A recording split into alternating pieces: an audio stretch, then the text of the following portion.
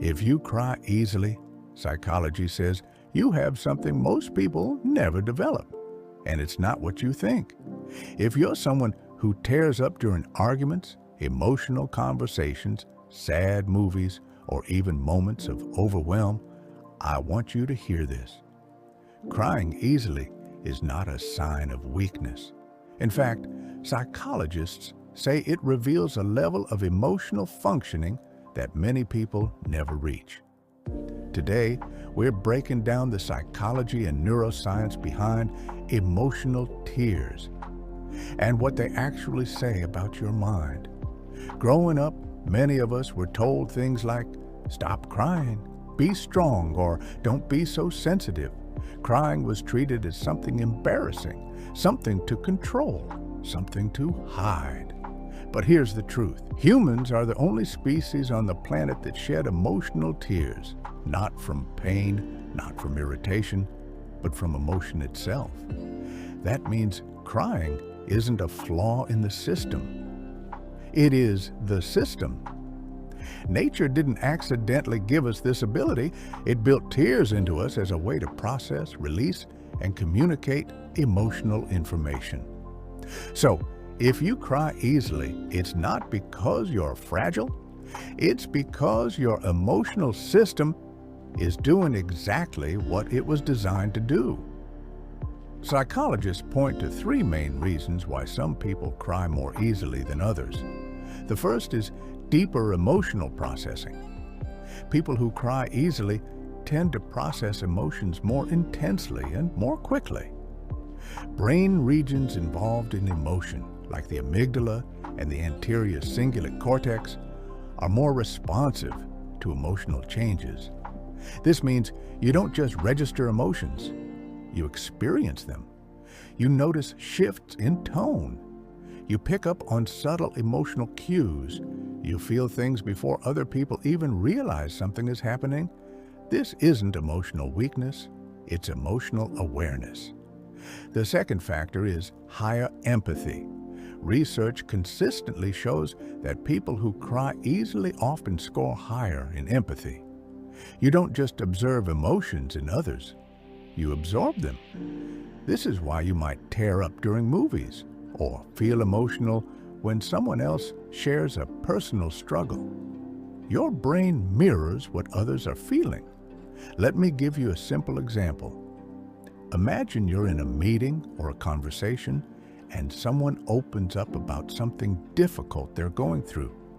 While others listen politely, you feel it. Your chest tightens, your eyes water. And you might think, why am I like this? But here's what's actually happening. Your brain is building an emotional bridge to that person. You're not just hearing their words, you're experiencing their emotional reality. And that ability is the foundation of trust, connection, and influence. People feel safe around those who feel with them. They open up more, they connect more deeply. The third factor is a more responsive nervous system. Some people have a nervous system that releases emotion through tears more easily, particularly through the parasympathetic nervous system. This isn't emotional collapse, it's emotional regulation. Crying helps lower stress hormones. It calms the body. It restores balance after emotional overload. In other words, crying is not losing control. Crying is your body regaining control. There's also something most people don't realize. Psychologists have found that people who cry easily often show higher authenticity, stronger emotional bonding, better long-term stress regulation, and greater emotional resilience.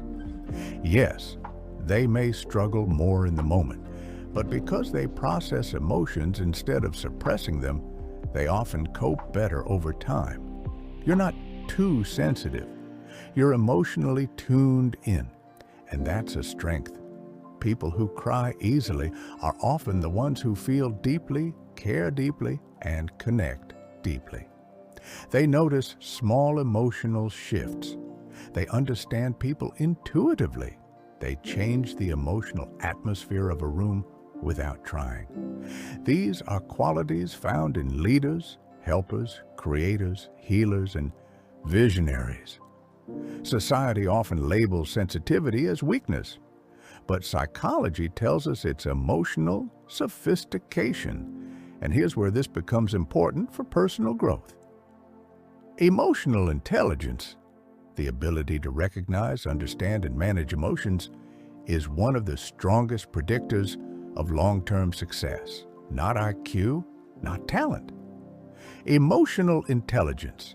And if you cry easily, you already have the hardest part. You recognize emotions instantly. You understand them deeply. The skill to develop isn't becoming numb. It's learning how to channel that sensitivity into communication, boundaries, and decision-making. Your tears aren't holding you back from growth. They're the foundation for it. Now, it's important to say this. Crying easily isn't always purely emotional. Factors like stress, dehydration, hormonal changes, personality traits like high sensitivity, and even overstimulation can all make tears come faster. That doesn't mean something is wrong with you. It means you're human.